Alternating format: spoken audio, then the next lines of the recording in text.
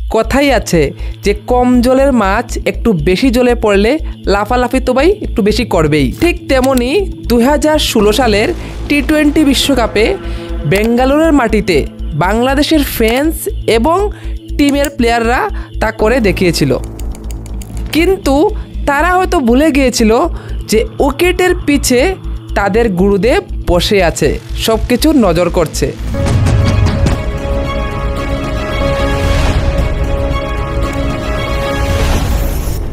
যে মানুষটা এত সহজে ম্যাচ হাতছাড়া করতে দেয় না, কিন্তু তা জানা সত্ত্বেও ভাই বাংলাদেশের মুশফিকুর রহিম কিন্তু তার সেলিব্রেশনটা একটু আগেই করে নিয়েছিল, আর তাতেই বাটল সব জট। হ্যাঁ ভাই, উইকেটের পিছনে সেই ব্যক্তির এখানে লেগে যায় এবং সেই ব্যক্তি এমন চাল ঘুরল যে পুরো বাংলাদেশকে ভাই ওই 10 সেকেন্ডে কাঁদিয়ে দিল। তো আসলে ওই দিন কি ঘটেছিল পুরো ঘটনাটা আমরা বিস্তারিত বলতে চলেছি।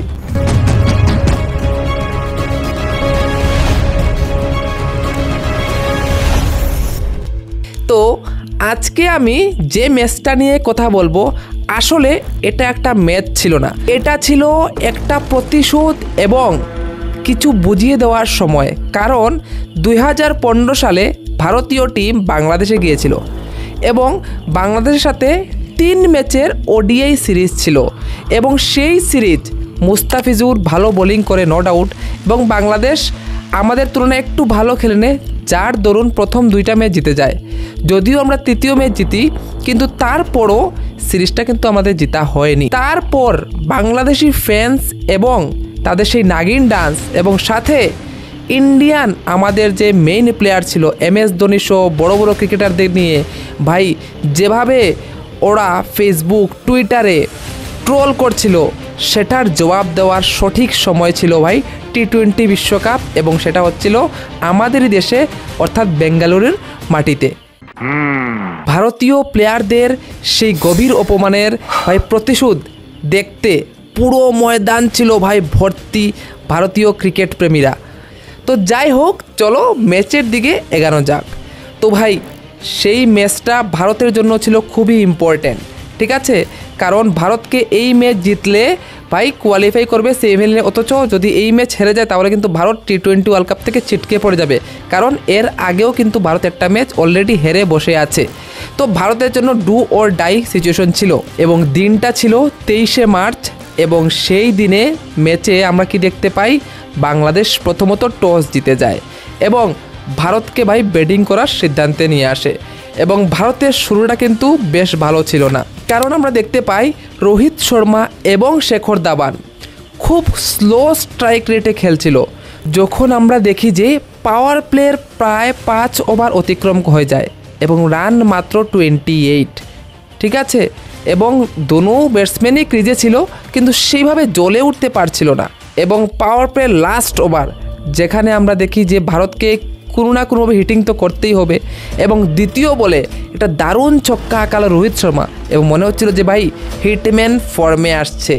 এবং চতুর্থ বলে আরেকটা ছক্কা আঁকালো শেখর ধাওয়ান, এবং অন্তিম বলে রোহিত শর্মা চেয়েছিল যে আরেকটা ছক্কা মেরে ওভারটাকে অনেক বড় করার, কিন্তু সেটা হয়নি, কারণ সেটা হয়ে যায় ফলস শট এবং মুস্তাফিজুরের শিকার হয়ে যায় রোহিত শর্মা। এবং আমরা দেখি যে পাওয়ার প্লে শেষে ভারতের রান দাঁড়ায় 42 এবং একটা উইকেটের বিনিময়ে। এবং ঠিক তারপরের ওভার নিয়ে আসে সাকিবুল হাসানকে, এবং সাকিবুল হাসান ওই ওভারে LBW আউট করে দেয় আমাদের আরেক ওপেনার শেখর ধাওয়ানকে।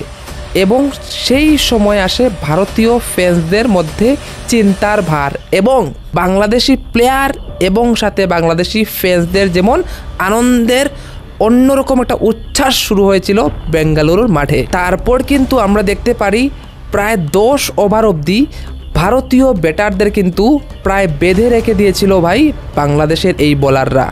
10 ওভার 3 বলে মাত্র 61 রানই করতে পারে ভাই ইন্ডিয়ান ব্যাটাররা, এবং সবের মনে একটাই প্রশ্ন ছিল যে ভাই ভারতের এই ম্যাচে কি হবে। এবং তারপর একটা দারুণ পার্টনারশিপ শুরু হয় বিরাট কোহলি এবং রায়নার মধ্যে, এবং কিছু 6 আমরা দেখতে পাই রায়নার ব্যাট থেকে এবং দারুণ কিছু 4 দেখতে পাই আমরা বিরাট কোহলির ব্যাট থেকে। এবং মনে হচ্ছিল ভারতীয় টিমটা ধীরে ধীরে ভাই জায়গায় আসছে, ভারত একটা বড় লক্ষ্যের দিকে পৌঁছাচ্ছে। কিন্তু তখনই ঘটল আরেকটা অঘটন।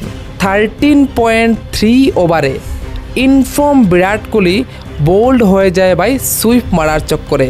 এবং আমরা জানি যে ওই বছর অর্থাৎ 2016 সালে বিরাট কোহলি ছিল প্রাইম ফর্মে, সবথেকে ভালো ফর্মে ছিল বিরাট কোহলি।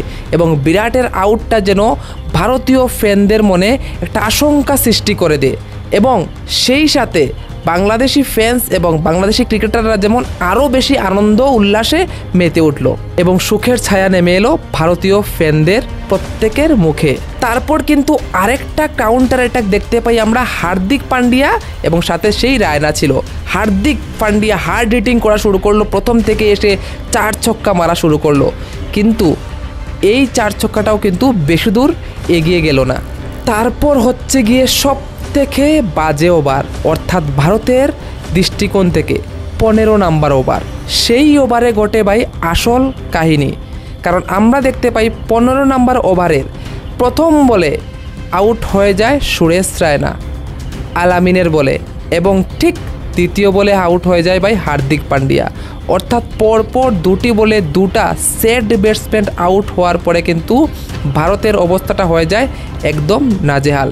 এবং তারপর শেষ ভরসা ছিল যুবরাজ সিং, যে ভাই যুবরাজ সিং আসবে 4-5টা ছক্কা মারবে, কিন্তু সেটাও হলো না। 16.3 ওভারে মাহমুদুল্লাহর বলে যুবরাজ সিংও ভাই পেভিলিয়নের দিকে রওনা হয়ে যায়। তো তোমরা বুঝতেই পারছো সেই সময়ের ভাই বাংলাদেশের ফ্যান্স এবং সেই নাগিন ডান্স কররা বাংলাদেশের প্লেয়ারদের মনের অবস্থা এবং তাদের আবেগটা তোমরা বুঝতে পারছো। এবং ভারতের যে বদলার কথা দূরের কথা ভাই, মনে হচ্ছিল যে ভারত আবার কি ভাই বাংলাদেশের কাছে আসবে, আবারও কি বাংলাদেশ তাদেরকে ট্রোল করবে এবং নানান সমস্যার সম্মুখীন হতে চলেছিল সেই ভারতীয় দল। সেই জায়গা থেকে রবীন্দ্র জাদেজা, রবিচন্দ্র অশ্বিন এবং MS ধোনি ভাই যতটুক পারা যায় ততটুক চেষ্টা করে কোনো মতে ভারতীয় দলকে 147 রান পর্যন্ত তারা নিয়ে গেছে। কিন্তু T20 বিশ্বকাপের মতো মঞ্চে এই রানটা কিন্তু যথেষ্ট ছিল না। তারপরও ভারত ভেবেছে যে বোলিংয়ের মাধ্যমে আমরা কিছু একটা করব এবং ভাই বাংলাদেশকে রুখে দেব। এবং যখন বাংলাদেশ ব্যাটিংয়ে নামে তো আমরা দেখতে পাই তামিম ইকবাল এবং মিঠুন কিন্তু প্রথমত ব্যাটিং করতে নামে এবং আমরা দেখি বুমরা প্রথমেই একটা চাইট যে হয় যেটা বনি হয় সেটা কিন্তু মিসফিল্ডিং, অর্থাৎ বুমরার মিসফিল্ডিংয়ের কারণেই হয়ে যায়, ঠিক আছে। এরপর আমরা দেখি যে তৃতীয় ওভারে রবিচন্দ্র অশ্বিনের শিকার হয় ভাই কে, হ্যাঁ মিথুন। হার্দিক পান্ডিয়ার হাতে ক্যাচ দিয়ে ভাই মিথুন কিন্তু আউট হয়ে যায় এবং 4.3 ওভারে তামিম ইকবালও কিন্তু একটা ক্যাচ দিয়ে দেয় এবং সেই ইজি ক্যাচ জসপ্রীত বুমরা ফেলে দেয়। বুঝো ভাই বুমরার এদিন কী যাচ্ছিল, এক তো লো স্কোর, সেই জায়গায় বুমরা একটা ফিল্ডিং মিস করেছে এবং তামিম ইকবালের মতো প্লেয়ারের ক্যাচ মিস করা মানে বুঝতেই পারছো যে ভারতের উপর কিভাবে হারের ছায়াটা বসেছিল এবং তার উপরে কিছুটা প্রেশার বিল্ড আপ করেছিল ভারতীয় বোলাররা।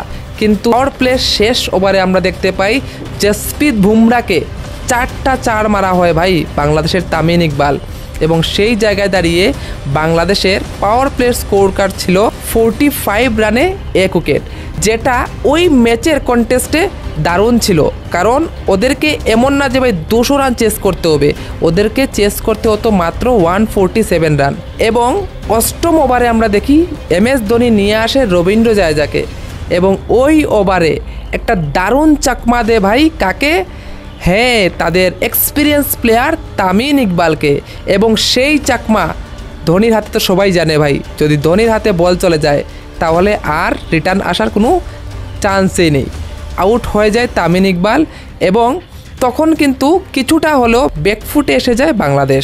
এবং উইকেটের পিছনে যদি MS ধোনি থাকে তাহলে একটা ম্যাজিক্যাল স্টাম্পিং তো আমরা দেখবই।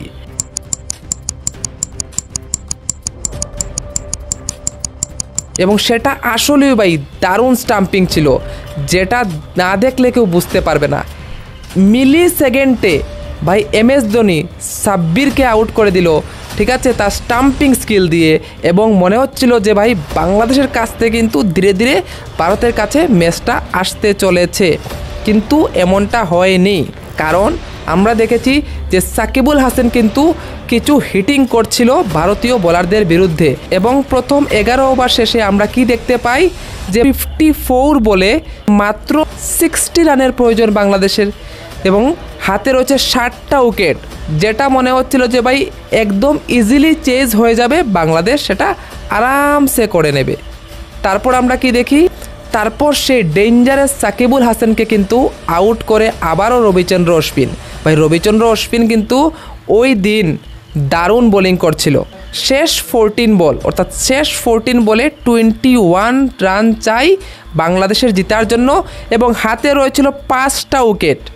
ভাবতে পারো, মানে মনে হচ্ছিল তো ভাই এই ম্যাচ তো বাংলাদেশ জিতবে। ওরা ভাই পুরোপুরি প্ল্যান করে বসে আছে, এবং 19th ওভারটা দেওয়া হয় জসপ্রীত বুমরাকে। বুমরা যেভাবে বোলিং করে তার ঠিক সেই বোলিংগুলো কিন্তু ওই দিনও করেছে, কিন্তু ওরা তারপরও 60 রান তুলে নেয়, এবং অবশেষে আসে সেই ম্যাজিক্যাল ওভার যার জন্য ভাই এই ম্যাচটা সবথেকে বেশি পপুলার হয়ে যায়, অর্থাৎ অন্তিম ওভার। 6 বল আর চাই মাত্র 11 রান। ক্রিজে রয়েছে মুশফিকুর রহিম এবং মাহমুদুল্লাহ, এবং স্ট্রাইকে ছিল মাহমুদুল্লাহ। প্রথম বল সেই সিঙ্গেল দিয়ে মাহমুদুল্লাহ মুশফিকুরকে ভাই নিয়ে আসে স্ট্রাইকে, এবং দ্বিতীয় বল একটা দারুণ 4 লাগায় অফ সাইডে মুশফিকুর রহিম, এবং তার পরবর্তী বলেও আমরা দেখতে পাই যে মুশফিকুর রহিম একটা চটপটা শট খেলে আরেকটা 4 মারলো ভাই, এবং সেখানে আমরা দেখতে পাই মুশফিকুর রহিম ওই 4টা মারার সাথে সাথেই যে সেলিব্রেশনটা করলো, মনে হচ্ছিল বাংলাদেশ তো ভাই জিতে গেছে, কারণ আর 3 বলে মাত্র লাগে 2 রান, এবং আমরা দেখতে পাই গ্যালারি ভর্তি ইন্ডিয়ান ভাই সাপোর্টারদের চোখে জল, এবং বাংলাদেশের সেই ভাই সাপোর্টাররা যারা চিল্লাচ্ছিল, মেতে আগুন হয়ে যাচ্ছিল যে আমরা তো ভাই ম্যাচ জিতে গেছি, এই ম্যাচ তো আর জিততে পারছে না কোনো অবস্থায়। ইভেন কমেন্টেটররাও বলে দিয়েছিল যেটা তো ভাই শুধু সময়ের অপেক্ষা, ঠিক আছে, কারণ 3 বলে 2 রান তো এমনি হয়ে যাবে, হাতে আছে আরও 3 উইকেট। তো সেই জায়গায় আমরা দেখতে পাই ভাই MS ধোনির সেই মাস্টার স্ট্রোক, এবং যেখানে আমরা দেখি যে যখন 3য় বলটা হয় এবং সেই বলে ছক্কা মেরে মাহির মতো ফিনিশ করা স্টাইলে যখন মুশফিকুর রহিম মারলো, এবং সেই বলটা কিন্তু গিয়ে পৌঁছালো শেখর ধাওয়ানের হাতে, এবং উইকেট চলে যায় ওই বলে মুশফিকুর রহিমের। তারপরও 2 বলে 2 রান, সেটা তো হয়েই যাবে, এবং 5ম বলেও গিয়ে দেখি সেম অবস্থা। ভাই মাহমুদুল্লাহ চেয়েছে যে হিরো হব তো ছক্কা মেরেই হব, আবার ছক্কা মারতে চাইলো এবং জাডেজার হাতে ক্যাচ দিয়ে বসলো, এবং অন্তিম বল যেখানে ভাই শ্বাসরুদ্ধকর অবস্থা, সবাই থমথমে যে কি হবে কি না, এটা কি হয়ে যাচ্ছে বাংলাদেশের, তো ভাই সবার ঘুম উড়ে গেছে, যেটা কি হতে চলেছে চোখের সামনে কি দেখতে পাচ্ছি আমরা।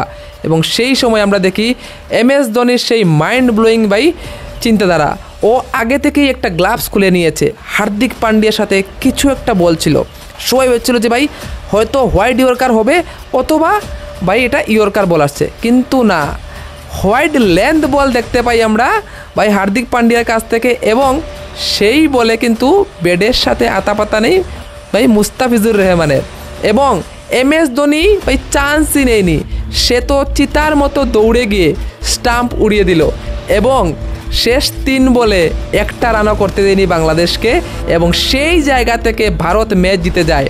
এবং কিছুক্ষণ আগে আমরা দেখছিলাম যে চোখগুলাতে জল ছিল, অর্থাৎ ভারতীয় ফ্যান্সরা সেই চোখগুলাতে হাসি এবং উল্লাসে মেতে উঠেছে, এবং যারা নাগিন ডান্স করছিল ম্যাচের আগেই নাচানাচি শুরু করে দিয়েছিল, তাদের চোখে ভেসে উঠলো ভাই কান্নার ছাপ, এবং আমরা দেখতে পাই যে এটা একটা অবিশ্বাস্যভাবে ভারত কিন্তু ম্যাচটা জিতে গেল। তো তোমাদের এই ম্যাচটা কেমন লেগেছে তোরা অবশ্যই কমেন্টে বলে দেবে। ভিডিওটা ভালো লাগলে সবার সাথে শেয়ার করে দিবে, ঠিক আছে, কারণ সবার সাথে শেয়ার করলে ওই দিনটার কথা আবারও মনে পড়ে যাবে যে হ্যাঁ ভাই ভারত একটা দারুণ ম্যাচ কামব্যাক করে জিতেছিল।